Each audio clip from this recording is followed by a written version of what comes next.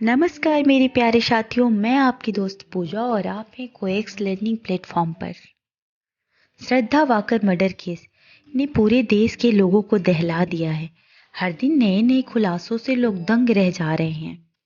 Saket court ने murder के आरोपी आफ्ताब की पुलिस कस्टडी 5 दिनों के लिए बढ़ा दी है। साथ ही कोर्ट ने आफ्ताब की नार्को टेस्ट कराने की इजाज़त दे दी है। अब पुलिस आफ्ताब का नार्को टेस्ट करेगी, जिससे इस केस के तह तक जाया जा सके। लेकिन क्या आपको मालूम है कि नार्को टेस्ट में ऐसा क्या होता है कि बड़े से बड़े अपराधी भी इसके नाम से डर जाते हैं? आपको यह जानकर हैरानी होगी कि सबसे पहले नार्को टेस्ट साल 1922 में किया गया था।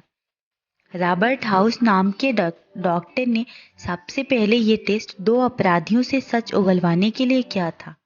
तो चलिए जानते हैं नार्को टेस्ट के बारे में सब कुछ। अमूमन बड़े अपराधियों का नार्को टेस्ट किया जाता है। यह टेस्ट अपराध के केस को सुलझाने के लिए किया जाता है।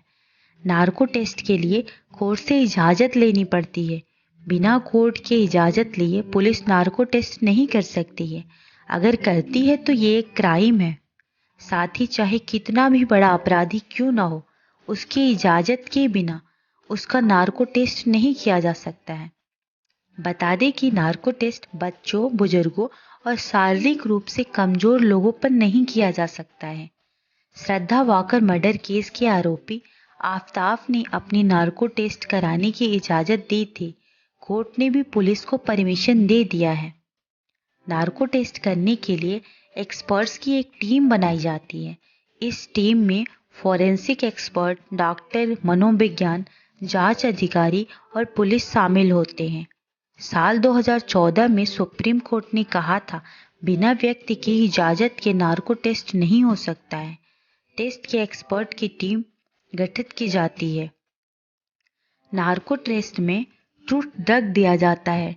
जी हाँ, एक ऐसा ड्रग जिसको देते ही इंसान सच बोलने लगता है। ट्रूथ ड्रग में कई दवाइयाँ शामिल होती हैं। इन्हें इंजेक्शन के माध्यम से दिया जाता है।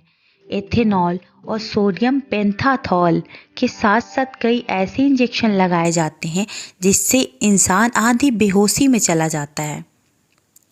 ट्रूथ ड्रग लेते ही इंसान आधी बेहोशी में चला जाता है, यानी न तो वो होश में है और ना ही बेहोश, वो दोनों के बीच में कहीं है। ऐसी स्थिति बहुत गंभीर होती है, इसलिए एक्सपर्ट की टीम बनाई जाती है। आधी बेहोशी की हालत में इंसान झूठ नहीं बोल पाता है। झूठ बोलने के लिए दिमाग को सोचना पड़ता है और कल्पना भी करनी पड़ती है।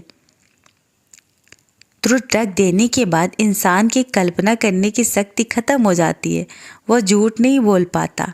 आधी बेहोशी में उसे सोचने ही नहीं देती। ट्रूथ ड्रग लेने के बाद एक्सपर्ट की टीम यह जानने की कोशिश करती है कि इंजेक्शन सही से काम कर रहा है या नहीं।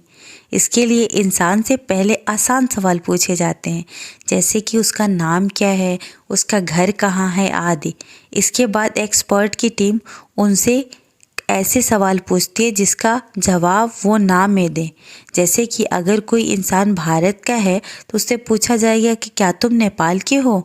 अगर कोई अपराधी टीचर है तो उससे पूछा जाएगा क्या तुम वकील हो आदि। ऐसे सवाल इसलिए किए जाते हैं ताकि यह पता चल सके कि ट्रूथ ड्रग ठीक से काम कर रहा है या नहीं। फिर पूछे जाते हैं क्राइम से जुड़े सवाल, यानी कि सख्त सवाल। इस दौरान एक्सपर्ट की टीम मशीन पर नज़र बनाए रखती है।